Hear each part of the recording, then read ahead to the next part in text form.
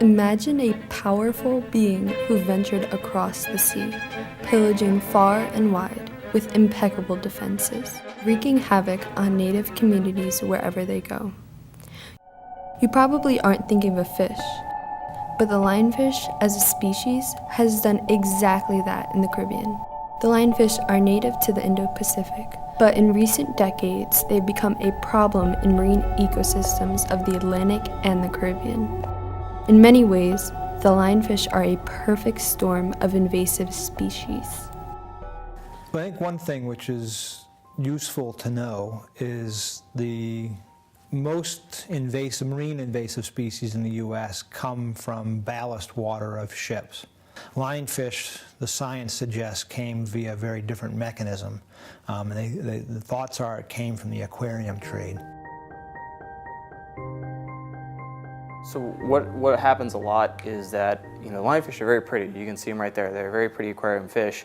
And what happens is that they have a large appetite. And collectors or aquarists will put the lionfish in their aquarium, and it'll start eating their other expensive tropical fish in their tank. And they paid a lot for those fish, and a lot of people will feel bad. They don't want to just kill a fish because they feel bad. They've cared for this fish. So they do the nice thing by releasing this fish in the ocean, like, we'll let nature take its course. Well, sometimes nature doesn't take its course because it doesn't understand what this, what this animal is. You're throwing nature a curveball there. So but that happen enough times and you get an established population. The lionfish invasion started off the coast of Florida in the late 1980s. From there, they quickly spread to the Caribbean. Next, the currents carried them up the East Coast. They've been spotted as far north as New England. The Bahamas is the place in the Caribbean where the lionfish first spread from Florida when they showed up. So we witnessed them, arriving on the Bahamian reefs that we were studying and all of a sudden becoming really, really abundant. In the span of 20 to 30 years, they've basically filled most of the western central Atlantic. They are widespread at this point, and they are an abundant species in the ecosystem. Once they got to the Atlantic, they were uniquely positioned to take over. Much of this is due to the biological advantages they possess relative to the other species in those areas. One example of this is their ability to quickly increase in numbers. They're also really, really good at reproducing. Each time a female will spawn, she'll lay about 25,000 eggs. So if you extrapolate this out to a year, you're looking at about 2 to 2.3 million eggs per year. So you can see how they can really, really easily just explode in population. Spearfishing, derbies, and contests are incentives to catching the lionfish. However, there are barriers to controlling their population purely through fishing. One of these barriers is the inability of spearfishers to dive as deep as the lionfish. This picture was taken at a depth of 375 feet, and this is southwest of the Tortugas at a place called Miller's Ledge. So they seem really comfortable at 375 feet, all the way down to 800 to 1,000 feet, and maybe even deeper. The fact is that lionfish live a lot of places now where divers with spears will never go. And we've actually studied that process in the Virgin Islands. And so I think the consensus is that if you have an active group of divers with spear guns, they can reduce the size of the lionfish population at the places where they visit, but they're obviously not going to be able to have any hope of eradicating it in general. Though the history of fishing, commercial fishing, shows that we are pretty good at reducing the abundance of fish that we catch to eat. And so I think the best hope of controlling the lionfish population is developing a commercial fishery for them. Ideally, natural predators in the Atlantic and the Caribbean would help control their numbers. Lionfish use their spines for defenses. They have very robust spines along their back, and it's called the pelvic fins, so down on their flank. And lionfish is a venomous scorpaenid. So one interesting question is, in trying to train, native predators in these systems, is how do they respond to lionfish venom? Some people have been trying to train local predators to start eating them. And so now you do find that things like grouper and shark will actually follow spear fishermen, because if one of those spear fishermen injure a lionfish but don't actually take it with them, then they've learned that that's kind of a free meal for them. Not all species are poised to become invasive, even if they are brought to other habitats. However, the adaptability of the lionfish allow them to inhabit a larger ecological range. They're not really picky eaters, and they eat a lot. They can consume up to 30 times their own stomach volume. When ecologists are trying to figure out the impact they have on the ecosystem, it started with the fact that there are several species that are native to the Caribbean that also have a similar role as predators. And the work shows now that the lionfish are a bit more efficient at being those generalist predators than the typical native predator.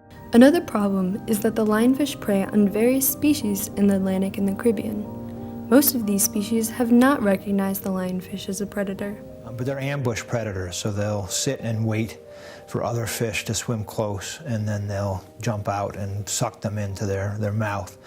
We know that corals and seaweeds compete for space and light on the reef, and so herbivory from things like parrotfish and urchins is one of the interactions that keeps the coral seaweed interaction in balance. People have suggested that because lionfish are eating juvenile parrotfish, because they eat lots of things, and they're also eating juveniles of the other predators that might then keep parrotfish in check, they might start having effects on corals and seaweeds and the things that make up the reef itself. The reefs are actually pretty resilient. They've been around for millions and millions of years. But when you have all these stressors adding up, for example, you have poor water quality, you have higher sea temperatures, so you have more coral bleaching, and then you have more algal growth because of the nutrient levels in the water, and you have lower herbivory because of either from overfishing or from the diadema disease. You have all these stressors adding up, and now you have a lionfish stressor, another one to add where you're lowering the herbivorous fish even more. All these things add up to where maybe the reefs could rebound from just one or two of these things, but with all these combined, it just makes it really hard for these coral reefs to really thrive and to survive. We benefit from intact functioning ecosystems in different ways, sometimes because they provide us things that we can make money off, like fish to catch, but sometimes in less direct ways.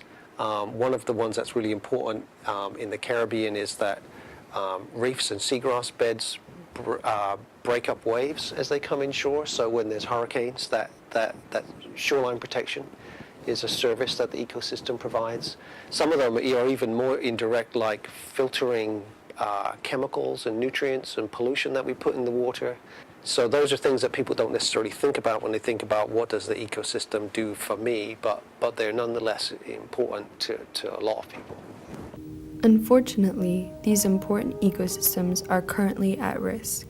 Hundreds, maybe a few thousand years in the past, ecosystems look massively different than they do today. And some of the changes that have happened you can't get back, right? Because we've got rid of some species entirely. Corals have disappeared, right? In the Caribbean, for example, 80% of the corals that were here in the 1970s are gone now. Those geological samples show that change is not just something that comes and goes. That change has not been seen 15,000 years further back. Lionfish will be able to live in waters in the future, which are maybe in different areas than the waters that they lived in the past, because those waters are going to warm up and the distribution of their thermal habitat will change. So that's the type of climate change effect that is projected for lionfish. Imagine powerful beings that can manipulate their environment and cause ecological changes on a global scale. A species of creators and problem solvers. Humans are that species. Being a part of the world ecosystem, with our strong influence on all life, we have a responsibility to limit our negative impacts. We have the power and resources to make a difference. The more attention that is drawn to these issues, and the more people that care, the better chance we have of salvaging the beauty and wonder of this planet.